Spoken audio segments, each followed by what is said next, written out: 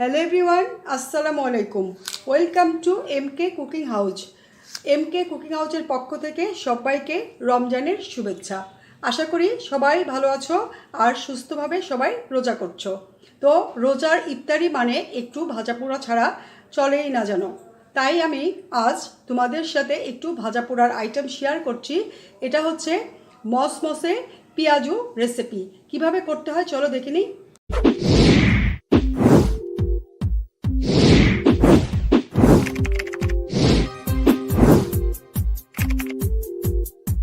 Ramzan special মসমসে পেঁয়াজু তৈরি করার জন্য এখানে প্রথমে আমি বুটের ডাল নিয়েছি। এটা বাটা ডাল। এর আগে আমি রমজানের প্রিপারেশনে এই ডালটা বেটে রেখেছিলাম, তোমাদেরকে দেখিয়েছি। সেই ডালটা দিয়েই আমি আজকে পেঁয়াজু বানিয়ে দেখাবো। তো এখানে আমি একটু বেশি করে বানাবো, সেজন্য আমি 2 বাটি ডাল নিয়ে নিব।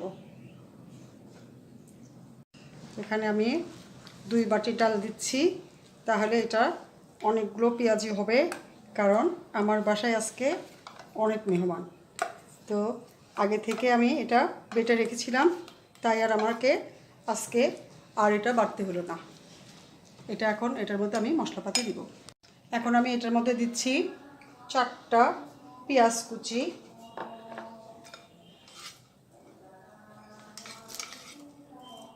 পেঁয়াজুর মধ্যে পেঁয়াজটা একটু বেশি দিলে পেঁয়াজুটা মসমসে হয় আর খেতেও ভালো লাগে, সেজন্য পেঁয়াজটা একটু বেশি দিলাম। দিচ্ছি কিছু ধনেপাতা কুচি, আর দিচ্ছি কাঁচামরিচ কুচি, আর দিব স্বাদ মতো লবণ। লবণ ঝালের পরিমাণটা তোমরা নিজেদের পছন্দ মতো দিয়ে নিও। এখন এটা আমি খুব ভালো করে মিক্সড করে নিব। এখন আমি এই মিশ্রণের মধ্যে একটু চাট মশলা দিয়ে দিলাম। চাট মশলাটা দিলে এটার ফ্লেভারটা অনেক ভালো হয়। আর দিব 1 টেবিল চামচের মতো চিলি ফ্লেক্স। এই চাট মশলার একটা রেসিপি অলরেডি আমার চ্যানেলে দেওয়া আছে, তোমরা চাইলে দেখে নিও। ডেসক্রিপশন বক্সে আমি লিঙ্ক দিয়ে দিব। এখন আমি সবগুলো মিশ্রণ খুব ভালোভাবে মেখে নেব। পেঁয়াজুর মিশ্রণটা আমার খুব সুন্দরভাবে মেখে নেওয়া হয়েছে। এখন এটা আমি তেলের মধ্যে ভেজে নেব। পেঁয়াজু ভাজার জন্য এখানে আমি চুলায় একটা ফ্রাই প্যান দিয়েছি এবং এটার মধ্যে পর্যাপ্ত পরিমাণের তেল গরম করে নিয়েছি। এখন আমি এই মিশ্রণগুলো দিয়ে দিচ্ছি। আমি এখানে একটা ছড়ানো ফ্রাই প্যান নিয়েছি, যেন অনেকগুলো পেঁয়াজু একসাথে দেওয়া যায়। আর তেলটা একটু বেশি দিতে হবে, জালটাও মিডিয়াম টু হাই হিটেই করতে হবে, তাহলে পেঁয়াজুটা সুন্দর মসমসে হবে। এখন আমি এটা ভেজে নেব। পেঁয়াজগুলো আমার অপর সাইডেও দেখো ভাজা হয়েছে লালভাবে। এখন খুবই সুন্দর এটা মসমসে হয়ে ভাজা হয়েছে। এখন এটা আমি উঠিয়ে নিব। উঠানোর জন্য একটা আমি ঝাঁঝরি নিয়েছি স্ট্রেনারের মধ্যে।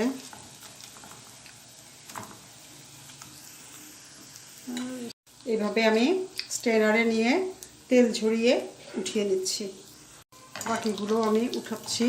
উঠানোর সময় অবশ্যই 2টা চামচ ব্যবহার করতে হবে, তাহলে আর তেল ছড়বে না বা ছিটে আসবে না।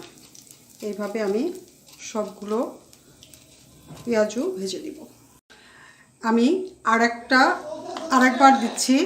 এটা হলো আমি চামচ দিয়ে দিচ্ছি। তোমাদের যদি হাত দিয়ে দিতে সমস্যা হয়, তেল ছিটে আসে, সেই ক্ষেত্রে চামচের মধ্যে এইভাবে নিয়ে এইভাবে করে আস্তে আস্তে করে দিয়ে দিবে, তাহলে আর হাতে তেল ছিটে আসবে না বা সেকা লাগার কোনো সম্ভাবনা থাকবে না।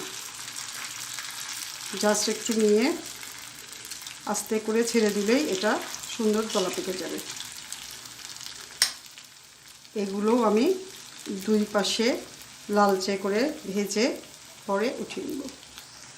পেঁয়াজগুলো এক পাশে হয়েছে, দেখো কালার চেঞ্জ হয়েছে কিছুটা। এখন আমি আরেক পাশে উল্টিয়ে দিব।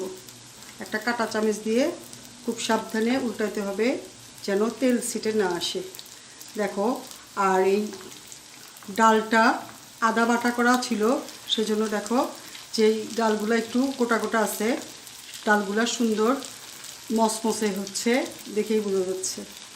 এটা খেতেও খুবই ক্রিস্পি হবে আর দীর্ঘক্ষণ ক্রিস্পি থাকবে।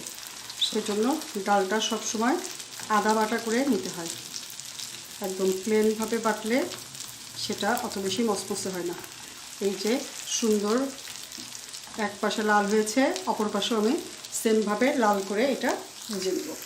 এই যে বন্ধুরা, আমি সবগুলো পেঁয়াজু ভেজে প্লেটে সার্ভ করে দিয়েছি।